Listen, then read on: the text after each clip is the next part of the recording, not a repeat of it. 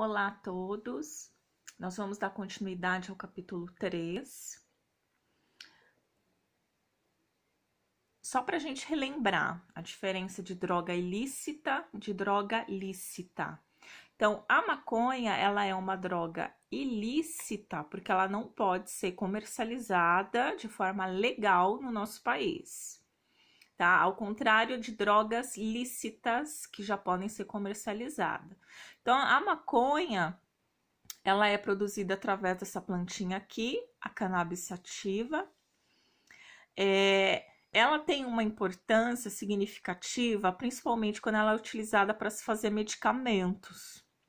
Então, ela tem uma importância muito grande no caso de algumas doenças, ela pode ser utilizada, tá? Mas, em muitos casos, ela é utilizada de uma maneira, assim, inadequada, vamos dizer. E a forma mais comum realmente do consumo dela é através de cigarros, cigarro de maconha. A cocaína, que é produzida através da folha de coca, né? Em alguns locais ela pode ser mascada para aliviar alguns efeitos provocados pela pouca quantidade de oxigênio em algumas áreas. Mas nós sabemos que ela é utilizada de outras formas, em outras situações. Ela pode ser processada e posteriormente se tornar um pó, que aí ele pode ser cheirado, pode ser diluído, pode ser injetado, ou ele pode ser fumado também, em algumas situações, né? As drogas, de uma maneira geral, a cocaína, maconha, elas causam, assim, grandes efeitos no organismo, né? Então, a pessoa pode fazer com que a pessoa desenvolva doenças graves, até porque se a pessoa ela injeta a cocaína e se ela compartilha agulhas, ela pode se contaminar com uma série de doenças. Mas a gente sabe que essa forma de injetável é somente uma das formas realmente de fazer a utilização dessa droga. Bom, o crack, aqui no nosso país, né, a gente tem uma área que é bastante conhecida aqui em São Paulo, que é a Cracolândia. Então, a gente tem muitas pessoas ali que são usuárias da pedra de crack. Então, essa pedra, geralmente, ela é fumada. Eles acabam fazendo um cachimbo, muitas vezes improvisado. Ela é uma droga que ela vicia muito, muito rapidamente. Ela é uma droga barata. Então, isso acaba fazendo com que as pessoas tenham um acesso mais fácil. Os viciados, eles tenham um acesso mais fácil, realmente. Então, ela causa, geralmente, alucinação e uma sensação, assim, de estar sendo perseguido. O LSD, então, ele pode vir em forma de comprimidos.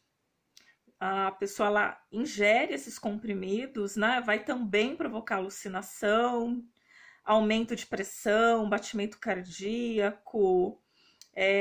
Como ela comete o sistema nervoso, vai destruir as células nervosas, lesão no sistema digestório, enfim, dá uma série de problemas realmente.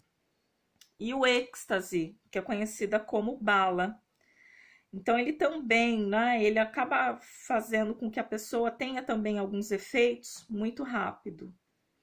Então, a pessoa, muitas vezes, ela vai ter febre, ela pode ficar deprimida, visão turva, ela pode ficar desidratada. E, geralmente, é uma droga que a pessoa ela acaba consumindo em baladas, festas. Muitas vezes você tem esse consumo dessa droga. E porque a questão da desidratação, porque muitas vezes a pessoa ela acaba ficando muito agitada. Ela faz a utilização muitas vezes com bebidas alcoólicas e realmente ela acaba desidratando ali naquele momento. Bom, então aqui a gente tem o crack, que ele é fumado. Aqui nós temos o LSD, né, que é proveniente de um fungo que dá nas plantas de centeio. E aqui a gente tem o êxtase, que é conhecido como bala. Entrando na parte de drogas lícitas, então nós temos o tabaco. É muito comum, né, as pessoas fumarem, algumas, né, aliás. O tabaco, ele causa uma série de problemas no organismo, tanto para quem é o fumante, quanto aquele fumante passivo. Fumante passivo é aquele que não fuma, mas que muitas vezes ele convive com aquele fumante. Então, ele também, muitas vezes, ele pode desenvolver uma série de doenças. Então, a gente sabe que o cigarro, de uma forma geral, ele possui, assim, várias propriedades. Nicotina, alcatrão.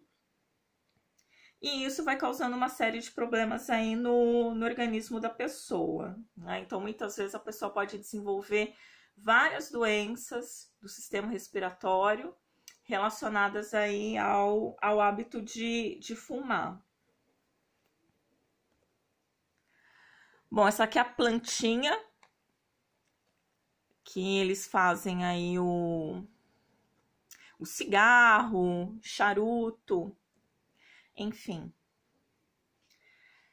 Falando da parte histórica dos medicamentos, então já há muitos anos as pessoas elas já utilizavam principalmente as propriedades dos vegetais para fazer alguns tipos de medicamentos.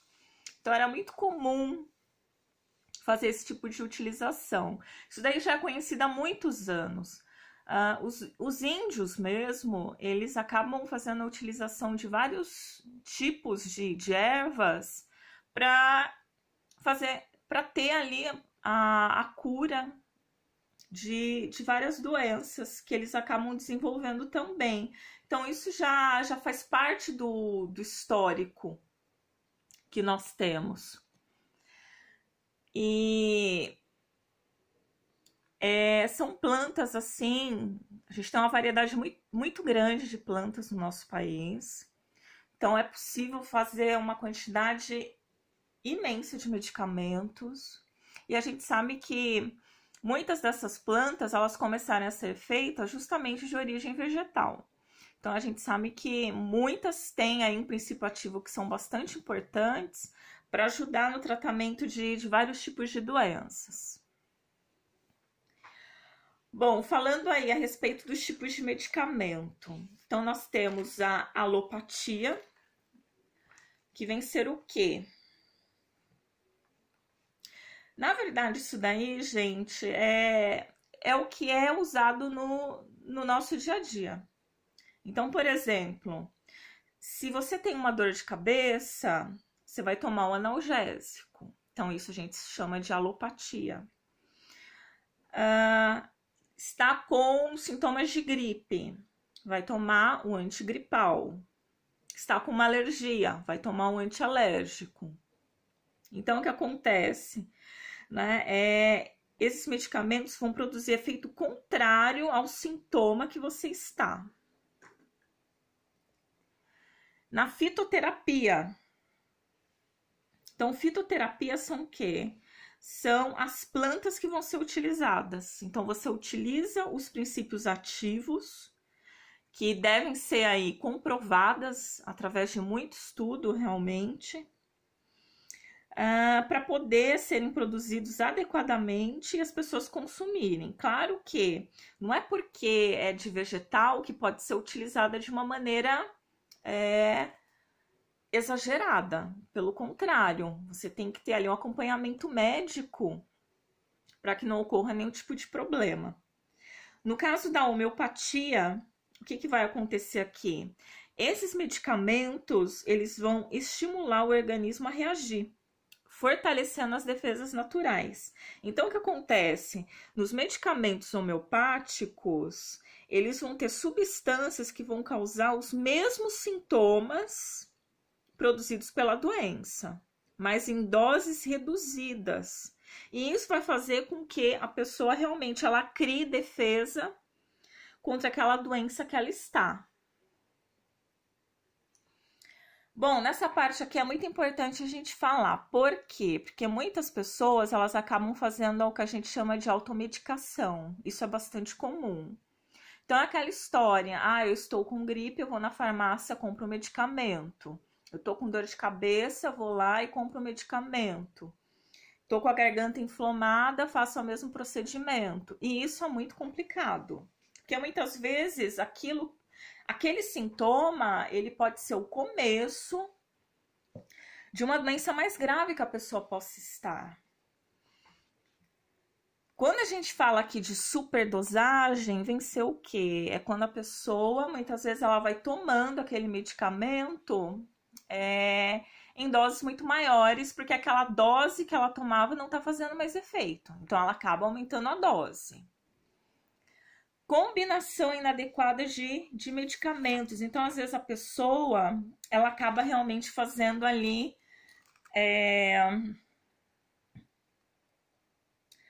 Como que a gente pode dizer isso? Ela acaba... Se ela está tomando um remédio, às vezes ela vai tomar uma outra medicação, e aquilo aí pode ser muito perigoso realmente para o organismo. E ela pode desenvolver problemas muito graves por causa dessa combinação. Então, a gente sabe, por exemplo, que